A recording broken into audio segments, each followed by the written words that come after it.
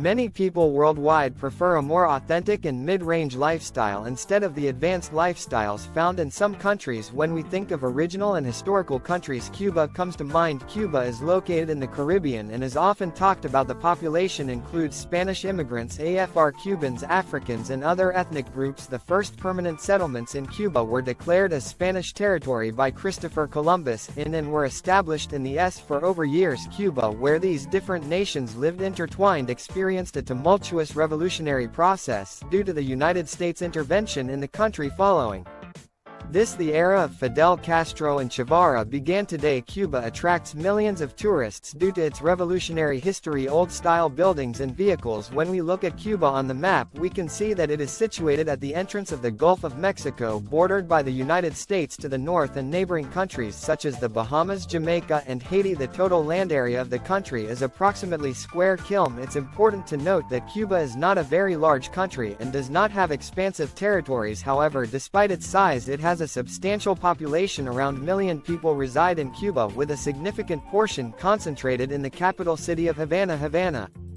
is one of the country's most popular and densely populated cities, housing around 1 million people. When visiting Cuba, it's important to obtain a tourist card from the Cuban government to enter the country smoothly. You can get this card by visiting a Cuban consulate with your plane ticket and applying for it. The tourist card costs $1 and allows you to travel in Cuba for days. It's essential to take good care of this card during your stay because the Cuban government does not stamp your passport upon entry and exit, but instead stamps it on the tourist card. Therefore, you must present this card when entering and leaving the country. On the other hand, Spanish is the official language spoken in Cuba today. However, even if you speak English in tourist areas, you won't have any communication problems like in any country. English comes in handy in Cuba. However, the main challenge in Cuba is dealing with the fact that almost everyone who realizes you are a tourist will try to charge you exorbitant prices. You immediately understand the first examples of this as soon as you arrive at the airport, with Cuban taxis demanding $1 for a minute ride to the city center. While similar problems with taxis and businesses occur in many parts of the world, but in these countries people have many side hustles, so they may charge lower prices. Perhaps the biggest problem in this country stems from the fact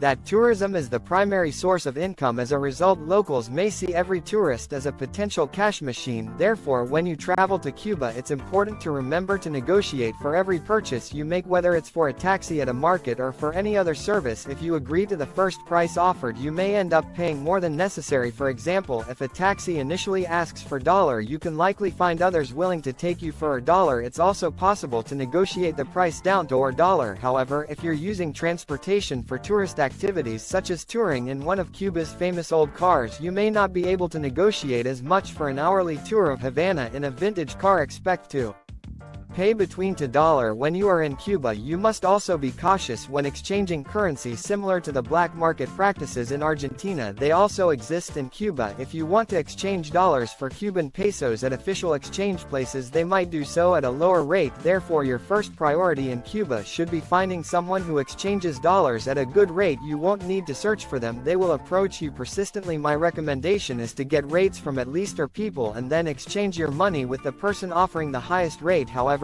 this situation should not make you uncomfortable, because when you go to Cuba, there's no need to exchange a large amount of money. Many places, from restaurants to hotels, accept payment in dollars. Therefore, when you arrive in the country, you don't necessarily need to obtain a large amount of pesos. One of the most frustrating aspects of the country is that it has limited internet access. Unless you're staying in a luxurious place, finding internet in hostel-type accommodations or many restaurants is quite difficult. If you can't imagine traveling anywhere without internet, you'll have to get a high-speed SIM card when you go to Cuba. However, another problem arises because the Cuban government blocks access to many popular sites. In other words, people in Cuba cannot use the internet freely and are restricted from many websites. Additionally, many residents of Cuba don't even own mobile phones, let alone smartphones, due to the country's economic situation. When you delve into Cuba's economy, you'll understand the reason for this. Where you come from doesn't seem to matter to the people in Cuba. They try to find common ground with everyone regardless of their origin. After establishing a connection with you, they may guide you to a cigar shop, restaurant, or some other place. They are genuinely warm people, but the primary purpose behind wanting to chat with you is to extract money from your pocket. Therefore, when visiting countries like Cuba where poverty is high, it's best not to Wear expensive outfits. The more high-value items you have on you, the more likely people will constantly stop you at every step and try to get money from you. For instance, some might ask you questions to figure out what you need and then try to take a commission from you for providing services like finding internet, a taxi, food, or accommodation. It's important to be aware that in any struggling country where money is scarce, scams are common. When you walk through the streets of Cuba, the first thing you'll notice is that they are filled with people. Local residents enjoy sitting in front of their houses, chatting with each other. Moreover, the houses in Cuba are at least years old and are behind the modern world. Even in the central areas of the capital, people live in old houses where the paint and plaster have worn off and the windows have rusted. While they may look charming from a distance, these old houses are not very comfortable to live in, considering they do not meet modern living standards. Also, if you want to live in the old buildings where real Cubans live and are genuinely curious about their lives, I should mention that Cuban people rent out rooms in their homes. In exchange for money, they open their homes to provide you with a room and a bed, allowing them to earn money from tourists. Of course, I don't know to what extent you would prefer to stay in a local person's home and pay for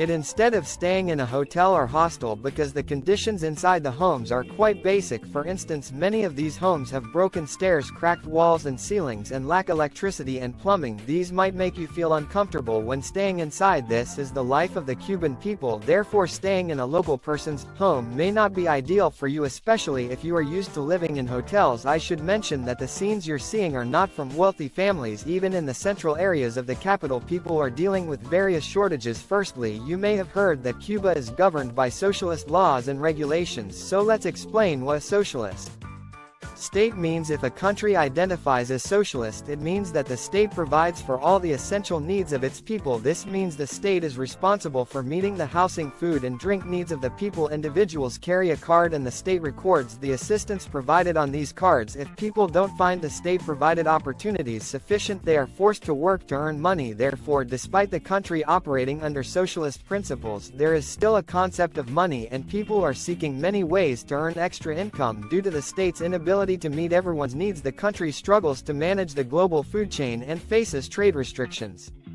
from some countries, leading to food shortages and hunger among the population. As a result, people are left hungry and struggling to survive. Even the simplest tasks require people to wait in long queues for hours for basic necessities such as bread, meat and chicken. When speaking with people in the country, you often hear that socialism is not working and are not happy with their lives. Sometimes fights break out in the queues and everyone is agitated. For example, mothers can use their cards to buy milk for their children, but they cannot find milk when they go to government institutions. Sometimes they may find powdered milk, but accessing natural milk has become a luxury. The only product easily available in the country is coffee, which they produce themselves, and it may be one of the few products they can sell abroad. Aside from tourism, there is almost no development in any industry sector. The purchasing power in the country is very low and people are tired of queuing even to buy a piece of bread with their cards. If they want to buy food products with what they earn, they encounter unbelievable prices. They have coined the term black market for places that sell food products outside official channels. Therefore, despite projecting joy outwardly, the people of Cuba are secretly very unhappy. If you can afford to bring dollar into Cuba each month, you could establish yourself there and have almost everyone at